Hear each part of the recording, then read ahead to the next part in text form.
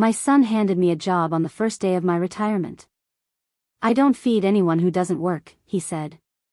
I nodded. The next day, I was gone, and so was something he'd counted on.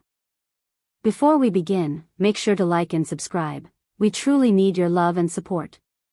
And tell us in the comments, what's one life lesson everyone should hear before it's too late? Your words could make a difference. And also tell where are you watching from. The argument didn't start in an empty room, it exploded in front of a guest. My son, Eric, with that brilliant, practiced smile he reserved for company, was explaining the wonderful new arrangement to our neighbor, Mr. Henderson, whose son I was apparently now tutoring. Eric slid a folder across the polished table, one for me and one for our guest. Inside mine was not just the tutoring schedule, but a second sheet, a detailed list of daily chores. Cooking. Cleaning. Laundry. It was a job description. My face burned with a humiliation so hot I thought my skin would blister, forced to play the role of the grateful, dotty old mother while a stranger beamed at my good fortune. I tried to push back, to reclaim an ounce of dignity.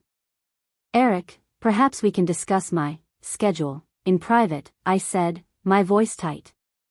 After Mr. Henderson left, the dam of my composure broke. A chore list?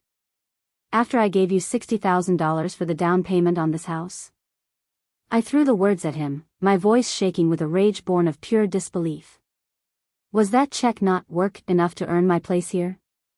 Or was that just the entry fee? For a fleeting second, I saw a flicker of shame in his eyes. I thought I had him. I thought my love, my sacrifice, had finally found its voice and landed a blow. But my daughter-in-law, Lisa, stepped in, her voice as cool and smooth as the marble countertop she leaned against. That was a gift, Eleanor. We appreciated it. But that was a one-time capital investment. We're talking about ongoing operational costs.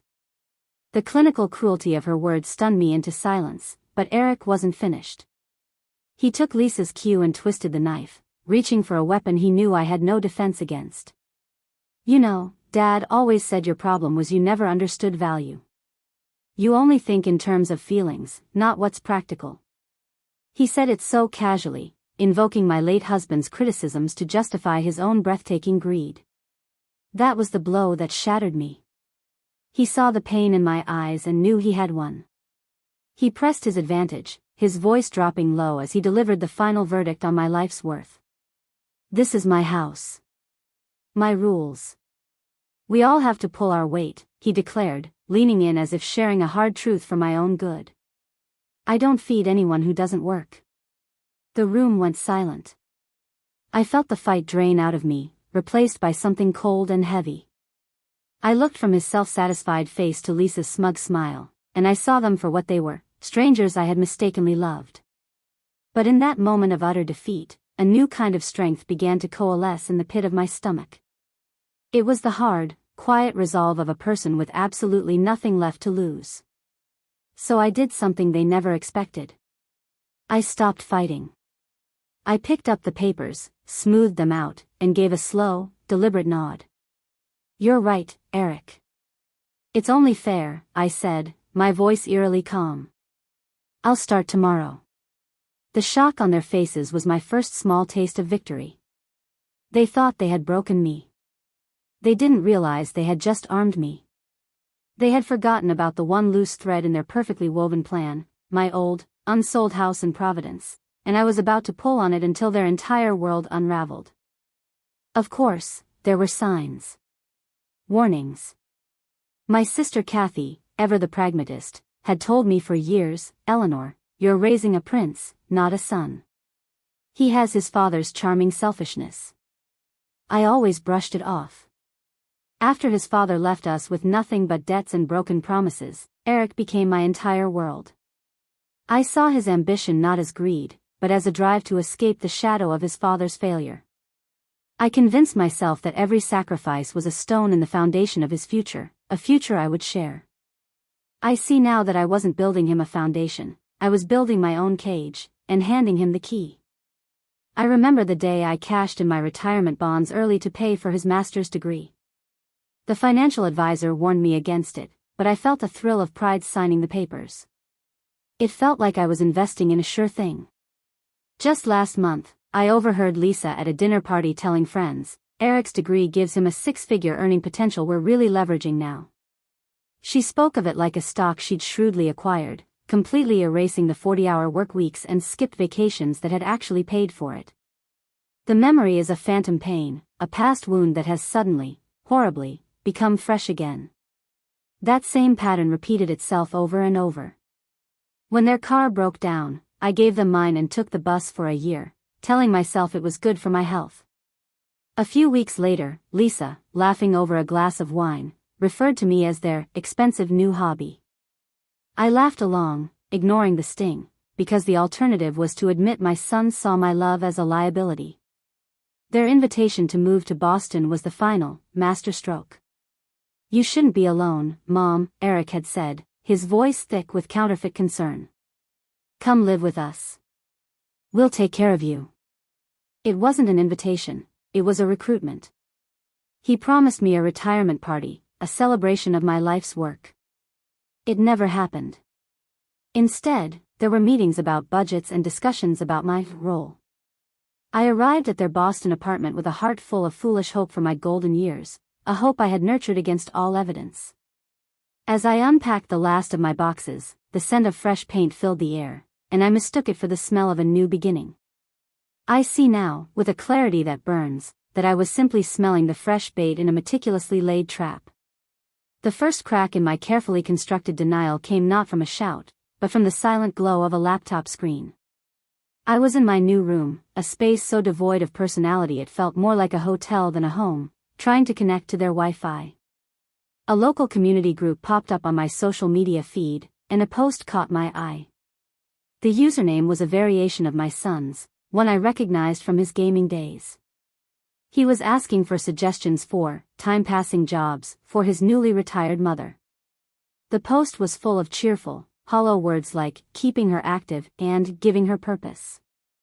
My life's work, my 40 years of nursing, reduced to a need for a time-passing hobby.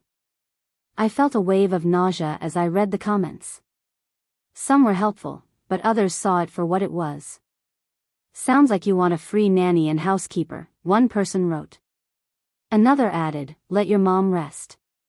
She's earned it. I felt a strange kinship with these strangers who understood more about my dignity than my own son. Shaking, I closed the laptop and went to find him, needing to see his face, needing to believe the ugly truth I'd just read was some kind of misunderstanding. I stopped dead in the hallway, his voice drifting from the kitchen, intertwined with Lisa's. Her tone was clinical, like a business manager reviewing accounts. The agency is charging the Hendersons $80 an hour, she said. If we give her 15, that's a $65 profit. A few sessions a week, and that makes a real dent in the mortgage. I heard Eric laugh, a sound that physically hurt me. Perfect. And her pension checks can go straight to the principal. We'll be debt-free in 10 years. I leaned against the wall, the blood roaring in my ears. I wasn't his mother. I was a profit center. An asset to be leveraged. An unpaid, and now paying, servant in the temple of their financial security. Armed with this poison, I walked into the dining room where they were waiting for me, the chore list and tutoring contract laid out like a verdict. When Eric delivered his line about not feeding those who don't work, I didn't crumble. I calmly met his gaze and pushed the papers back toward him. $15 an hour, Eric? Is that my worth? I asked, my voice dangerously quiet. I told them about the post, about what I'd overheard. Their faces went from condescending concern to panicked denial. Cornered, the real Eric finally emerged. He lunged, not with his hands, but with words designed to obliterate me. You want the truth? You've been a weight on me my entire life. I spent my childhood as the poor kid with the single mom. Sometimes I wish you'd never had me. At least Dad, for all his faults, had money. The words didn't just land, they detonated, erasing 40 years of sacrifice in a single, fiery blast. I didn't scream. I didn't cry. I felt nothing at all. A terrifying, profound calm settled over me as I stood up from the table. I walked to my room, closed the door behind me, and turned the lock. The click echoed in the silence, a sound of finality, the sound of a heart being permanently closed for business. I sat on the edge of the bed, surrounded by my unpacked boxes, and understood for the first time in my life what it meant to be truly and utterly alone. Before the sun rose, I was gone. There was no dramatic exit, no final, blistering confrontation. There was only the profound silence of a ghost slipping away. I packed a single suitcase with the few things that felt truly mine, placed the apartment key on the cold granite countertop, a final, quiet severing, and walked out into the pre-dawn chill of Boston. The bus ride to Providence was a blur of gray highway and muted colors, a journey back to a life I thought I'd left behind. It wasn't a triumphant return, it was a retreat.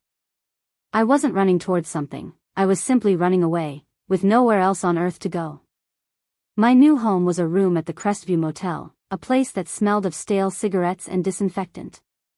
The floral bedspread was faded to a uniform brown, and the window looked out onto a cracked parking lot where the only view was other people's departures.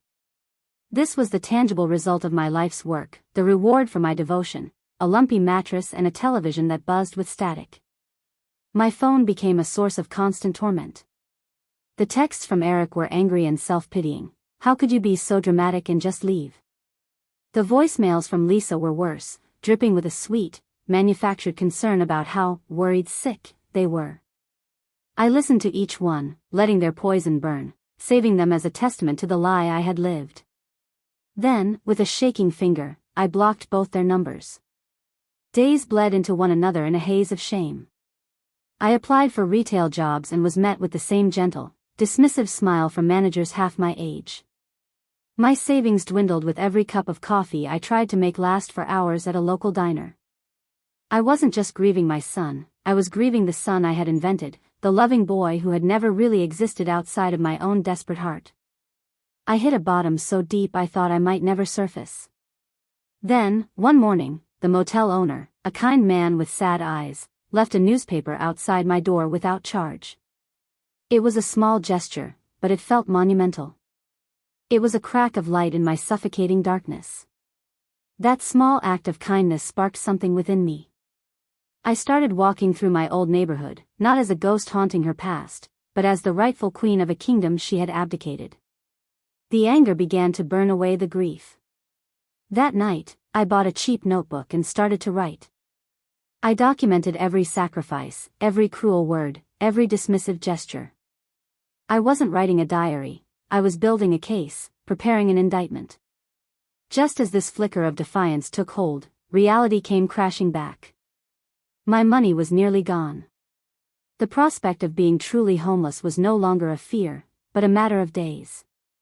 In a final act of desperation, I retrieved a box of old mail from a neighbor. As I sorted through bills and junk mail, my fingers froze on a thick, stiff envelope bearing the official seal of the city of Providence. My fingers, numb from the motel room's chill, fumbled with the thick paper of the envelope. The official seal of the city of Providence felt like a judge's stamp, a final verdict on my failure. I was certain it was a tax lien or a notice of condemnation for the old house, the final bill coming due for a life of just scraping by. This, I thought, is it. This is the final blow that will put me on the street. My heart hammered against my ribs, a frantic bird trapped in a cage of despair. I took a deep breath, braced myself for the final indignity, and tore it open. The language was dense, a forest of legal jargon. Words like eminent domain, parcel acquisition, and commercial redevelopment zone swam before my eyes. I had to read the first paragraph 3 times before the meaning started to pierce through my fog of dread. They weren't penalizing me. They were making an offer.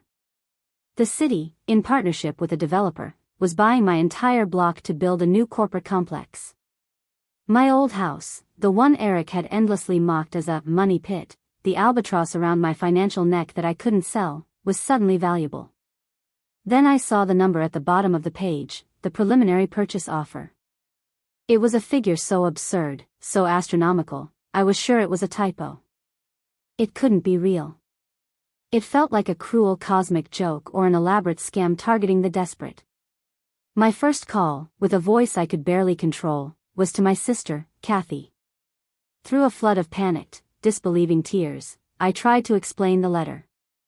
Kathy, ever the anchor in my storms, listened, her initial shock quickly hardening into a protective fury on my behalf. She didn't have a miracle worker on speed dial, she just knew a decent, no-nonsense family lawyer she trusted. Within 2 hours, we were sitting in a small, cluttered office that smelled of coffee and old paper, the lawyer examining the documents with a practiced eye. After a few calls to City Hall, he turned to me, his expression unreadable. "It's not a typo, Eleanor," he said, his voice steady.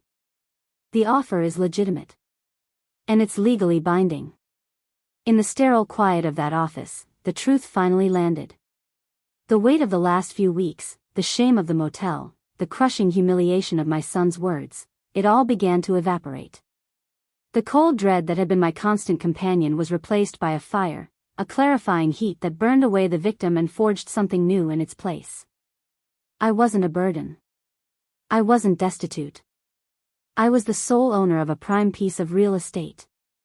I looked at Kathy, then at the lawyer, and for the first time in a month, my voice didn't shake. "Before we accept this offer," I said, a terrifying calm settling over me, "I have a few things to take care of."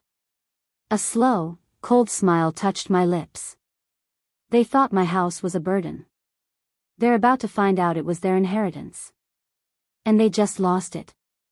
The first check my lawyer secured wasn't the full amount, but a modest advance against the sale. It was enough. I walked out of the Crestview Motel without a backward glance and moved into a clean, sunlit corporate apartment downtown. The first thing I did was take every piece of clothing I'd brought from my son's house, the drab, sensible things that screamed retiree and burden, and stuff them into a donation bin. I spent the afternoon buying clothes that felt like armor, a sharply tailored blazer, dark-washed jeans that fit perfectly, a silk blouse the color of cream. It wasn't about vanity, it was about shedding a skin, erasing the woman who had apologized for taking up space. My days were not spent idly waiting for my fortune. I became a student of my own salvation.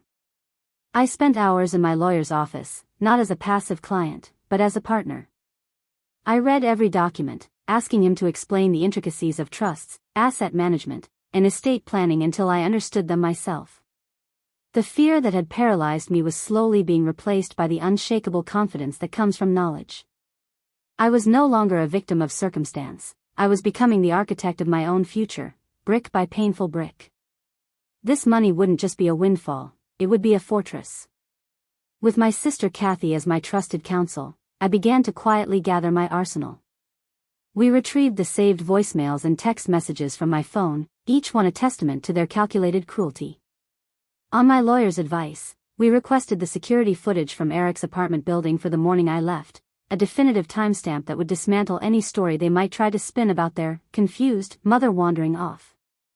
The most satisfying move was filing an anonymous, detailed complaint with the State Labor Board regarding the tutoring agency's exploitative payment practices. It wasn't a loud, angry act of revenge, it was a quiet, precise strike aimed at the foundation of their greed. Weeks passed, and the most powerful weapon I wielded was my silence. I made no calls. I sent no messages. I let them exist in a void, their angry texts and manipulative voicemails eventually dwindling into a confused, panicked quiet. I was no longer reacting to them, I was forcing them to react to my absence, a power I had never known I possessed. I reconnected with old friends over lunches, not to seek pity, but to reclaim my place in the world. They saw the change in me, the steel in my spine, and their support became another wall in my fortress. I was no longer a mom, the ever-giving source of comfort and cash. I was Eleanor Vance, a woman of means. And I was about to make my first move. My first move was silent, executed not with a bang, but with the dry finality of a lawyer's signature on official letterhead. My pension and social security details were updated, my new address registered, my financial independence formally declared to the faceless bureaucracies that govern such things. I didn't have to do anything else. I simply had to wait for my son and his wife to do what I knew they would. Feeling the financial pinch of my missing income, they confidently applied for a home equity line of credit, listing my pension as expected household revenue. It was a lie, a casual bit of fraud they assumed would go unnoticed.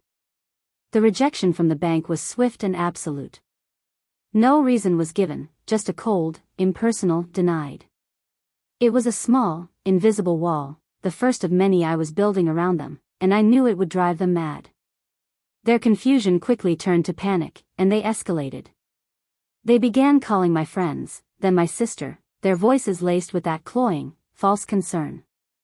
The narrative was always the same: their poor, confused, vulnerable mother had wandered off, and they were simply sick with worry. But my friends, forewarned and fiercely loyal, became a polite but impenetrable wall of pleasantries. "Oh, I haven't heard from her, Eric, but I'm sure she's fine. She's so resourceful." My sister Kathy, however, had no time for such niceties. When Eric called her, she cut him off before he could finish his performance. "Don't you dare pretend to be worried," she said, her voice like ice. "You did this. You created this situation. Now you can live in it. Leave her alone." The click of her hanging up the phone was, she later told me, immensely satisfying. Inside their pristine Boston home, the carefully constructed facade of their marriage began to crack under the pressure. I could almost hear the whispered, bitter arguments that must have filled their nights. Lisa, the cold pragmatist, would have blamed Eric for his clumsy, emotional cruelty. "I told you to be gentle. You couldn't just be nice for a few years until we were secure. You had to blow up our entire future with your temper."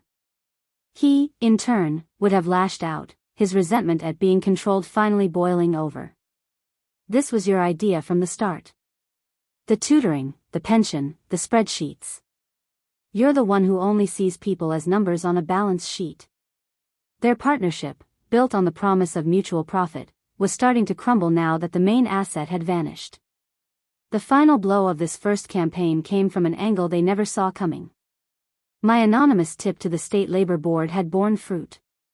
Eric received a furious phone call from his neighbor, Mr. Henderson. The tutoring agency was under investigation for exploitation, the contract was void, and the whole sordid affair had made him look like a fool. Eric's clever little side hustle, his scheme to publicly monetize his own mother, had imploded, leaving him humiliated in his own neighborhood. While I sat in my quiet apartment reviewing trust documents with my lawyer, their world was descending into chaos. They were fighting a ghost, and the ghost was methodically, patiently, dismantling their lives. Their desperation was reaching its peak. They needed a trump card, one final, manipulative play to force me back into their lives. And they thought they had found it. Their final move was their most desperate and, they believed, their most powerful. They played the trump card they thought was unbeatable, an unborn child. A professionally shot photo appeared on social media, Eric cradling Lisa's just starting to show stomach, with a long, saccharine open letter addressed to me. It was a masterpiece of manipulative sentiment, full of phrases like, "We were wrong," "Your grandchild needs to know their grandma," and "Please come home." They convened a family summit at my sister Kathy's house, inviting key relatives to act as a jury. They were certain they had cornered me. A lonely old woman could never refuse the call of a grandchild. They were waiting for a broken spirit to walk through the door. They were expecting the grieving widow, the needy mother, the woman they had reduced to a household expense. When the door opened, the woman who entered was none of those things. I walked in wearing the tailored blazer that had become my armor, my posture straight, my expression serene. And I was not alone. My lawyer, a calm and serious presence in a gray suit, walked in beside me. A shocked, uneasy silence fell over the room. This was not the family intervention they had planned. I had just turned it into a formal proceeding. Eric and Lisa launched into their tearful, well-rehearsed performance, their voices thick with manufactured remorse. They spoke of the baby, of their need for me, of their deep and abiding love. I listened patiently, without interruption, letting them spin their entire web of lies. When they finished, their eyes glistening with fake tears, I didn't respond. I simply gave a small, almost imperceptible nod to my lawyer. He stood and, without a word, handed a slim folder to each family member present. Inside was not an argument, but a collection of cold, hard facts, screenshots of Eric's exploitative social media post, a transcript of his cruel voicemail, and a financial breakdown of the tutoring scheme. As the quiet rustle of paper filled the room, their faces shifted from performative sadness to ashen horror. I finally spoke, my voice even and clear, cutting through the silence. "You didn't want a mother. You wanted a servant and an ATM," I said, looking directly at Eric. "You told me you wished I had never been born. A baby does not erase that. This isn't about forgiveness. This is about consequences." As Eric started to sputter and Lisa's tears became real, I delivered the final blow. "And you don't have to worry about my finances anymore. The city is buying my old money pit in Providence for a redevelopment project." I let that hang in the air for a moment. "So, you see, I won't be needing a job." I looked at them, at their shattered expressions, with a profound and quiet pity. "I wish you well with your new family. But you will not be a part of mine." I turned, and without a backward glance, walked out the door, leaving them to drown in the wreckage they had created. I didn't watch their world collapse, but I heard about it in quiet, sympathetic phone calls from my sister and cousins. There was no grand, public downfall. Just a slow, quiet unraveling. The family, armed with the undeniable proof from those folders, simply turned away from them. For people like Eric and Lisa, who lived for appearances and social approval, the silence was a punishment worse than any shouting match. Without my financial support to prop up their expensive lifestyle, the inevitable happened. Their pristine Boston home, the symbol of their supposed success, went up for sale. They moved into a small, cramped apartment, the kind of place they would have looked down on a year ago, their grand ambitions reduced to the four walls of their own making. My own life, in contrast, began to bloom. The money from the sale of my house wasn't a windfall to be squandered, it was a foundation to be built upon. I bought a beautiful, light-filled condominium in Providence, just a few blocks from Kathy, with a balcony big enough for a small garden. My days were no longer filled with dread, but with purpose. I traveled, finally taking that trip to the Italian coast I had dreamed of for decades. I volunteered my time at a local women's shelter, listening to stories from women who, like me, were trying to find their footing after having the rug pulled out from under them. It felt right, turning my pain into a source of strength for others. The final piece of my old life that needed to be put to rest was my will. I sat with my lawyer, not as a grieving mother, but as a clear-eyed benefactor of my own legacy. We drafted a new document, clear and ironclad. My entire estate would be placed into a trust to benefit two charities that had become close to my heart, a local orphanage and the women's shelter where I volunteered. There was one final clause, a small but necessary bit of legal housekeeping to prevent any future challenges. It was a single sentence, precise and devastating in its finality. To my son, Eric Vance, it read, "I bequeath the sum of $1. It wasn't an act of anger, but of closure. It was the legal system's way of saying, you were not forgotten. You were considered, and you were dismissed. My justice wasn't about revenge. It was about allowing the consequences of their own actions to play out naturally. They were left with their new baby, a child who would grow up in the cramped reality they had chosen over a mother's love, a constant, living reminder of the life, and the inheritance, they had so arrogantly thrown away. I spend my mornings on my balcony now, tending to my garden, feeling the warm sun on my face. It's strange to think that the greatest betrayal of my life turned out to be my most profound gift. It didn't give me strength, it simply forced me to find the strength that was there all along. It taught me that my worth was never something to be earned through sacrifice or service. It was an intrinsic part of me, waiting to be reclaimed. I learned that family isn't always about the blood you share, but about the respect you give and the love you receive in return. My true family is my sister, my loyal friends, the women I help at the shelter, a family built on choice, not obligation. The most important lesson is this: never let anyone, not even the person you love most in the world, put a price tag on your dignity. Self-respect is the one asset that can never be taken from you unless you willingly hand it over. There is a quiet, unshakable power in knowing your own value, independent of anyone else's approval. My son and his wife thought my life was over the day I retired, that my purpose was finished. But the truth is, my life had only just begun.